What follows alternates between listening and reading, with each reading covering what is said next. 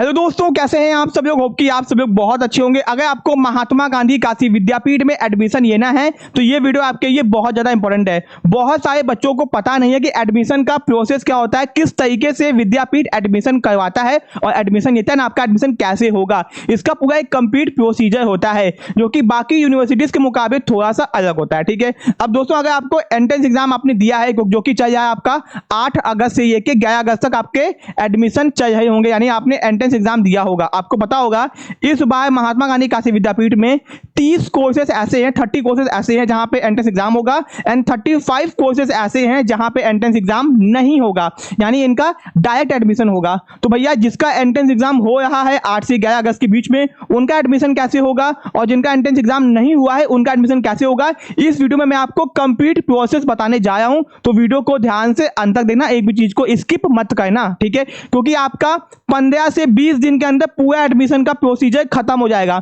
अगर आपने ध्यान नहीं दिया तो आपका एक भी चीज अगर मिस होगी ना तो आपका एडमिशन होने के चांसेस होंगे तो भी नहीं हो पाएंगे, क्योंकि भैया टाइम खत्म हो चुका है। बहुत सारे यूनिवर्सिटीज अपना एडमिशन प्रोसीजर कंप्लीट कर दिया है, तो विद्यापीठ बहुत तेजी से करवाएगा एडमिशन प्रोसीजर। जैसे उसने एंट्रेंस एग्जाम करवाया है 8 से 11 अगस्त के बीच में, 3 शिफ्ट में सारा एग्जाम खत्म, आज आखिरी डे है। ठीक है, अब दोस्तों सबसे पहले आपका जब एंट्रेंस एग्जाम खत्म हो जाएगा, यानी कि आज आपका एंट्रेंस एग्जाम खत्म होगा 11 अगस्त को, उसके बाद दोस्तों मैं आपको बता दूं सबसे पहले विद्यापीठ क्या निकालेगा, आंसर की निकालेगा। ठीक है, जितने भी उसने एंट्रेंस एग्जाम ये हैं उन सब का जिसका एंट्रेंस एग्जाम हुआ है, नॉन एंट्रेंस का मैं आपको बाद में बताऊंगा, इस वीडियो के एंड में बताऊंगा। ठीक है, तो जिसका एंट्रेंस एग्जाम हुआ उसके सबसे पहले आंसर की आएगी। ठीक है, आंसर की आएगी, फिर आपको टाइम मिलेगा 24 से 48 घंटे का, जहां पे अगर आपको लगता है कि कोई आंसर गलत है, आपने भैया सही किया है, विद्यापीठ गलत बताया है, तो आप उसको चैलेंज कर सकते हो। ठीक है, देखो जैसे ही फाइनल आंसर की आएगी ना, यानी आंसर की आ गई तो विद्यापीठ कहेगा कि अगर आपको लगता है कि आपने सही किया है, हमसे गलती हो गई, तो उसको चैलेंज करो।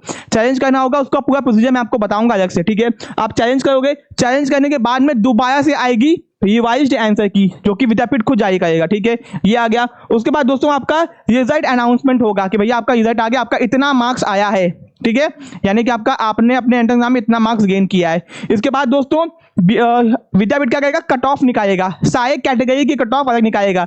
जनरल कैटेगरी की अलग होगा, जनरल फीमेल की अलग होगी। ठीक है, आर्मी कैटेगरी की अलग होगी, ओबीसी, एससी, एसटी, ईडब्ल्यूएस सबकी अलग अलग कट ऑफ निकालेगा। भैया अगर आपका इतना मार्क्स आया है, इतना से ऊपर, तो आपका एडमिशन होगा। ठीक है, यानी कि कट ऑफ निकाल देगा। ठीक है, कट ऑफ के बाद में दोस्तों काउंसलिंग का डिटेल निकालेगा। ठीक है, कि काउंसलिंग आपकी इस दिन होगी, जिस बच्चे का मार्क्स इतना ऊपर है, इतने मार्क्स से ऊपर है XYZ, वो इस दिन काउंसलिंग करवाने आएगा। ठीक है, ओके, तो ये आपको समझना होगा कि भैया आपको कट ऑफ जब निकलेगी तो आपको आइडिया लग जाएगा कि आपका एडमिशन होगा कि नहीं होगा।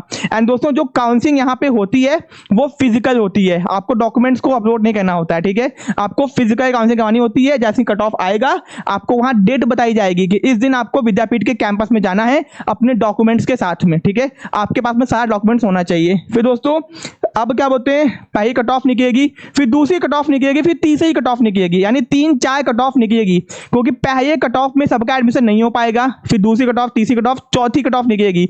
4 कट ऑफ निकलने के बाद में जब एडमिशन हो जाएगा तो विद्यापीठ के अंदर बहुत सारे कोर्सेज में पेड सीट है, जिनकी फीस थोड़ी ज्यादा होती है, उनकी कट ऑफ निकलेगी। ठीक है, तो यहां पे भी कम मार्क्स एडमिशन हो जाएगा आपका। इसके बाद में अगर दोस्तों सीट बच जाती है, इसके बावजूद अगर सीट बच जाती है तो भैया मॉप अप राउंड विद्यापीठ करवा सकता है। वो दोस्तों बहुत कम चांसेस में ही विद्यापीठ की सीट बच पाती है। ठीक है, तो यहाँ पे मॉप अप के चांसेस बहुत कम होते हैं। फिर फाइनली आपका क्या बोलते हैं, सब कुछ हो चुका है तो आपका फिजिकल काउंसलिंग हो चुका होगा, आपका एडमिशन आराम से हो चुका, आप अपने हॉस्टल के प्रोसीजर को कंप्लीट कर सकते हो। ठीक है, तो ये था पूरा एडमिशन का प्रोसीजर। एंड दोस्तों विद्यापीठ ने टारगेट किया हुआ है कि 20 अगस्त तक ये पूरा प्रोसीजर कंप्लीट करने का। मैंने आपको बताया था विद्यापीठ का बुलेटिन आया हुआ था जहां पे एकेडमिक कैलेंडर, जहां बताया गया था कि 20 अगस्त तक भैया आपका ये खत्म करके 1 सितंबर से क्लासेस स्टार्ट हो जाएंगी।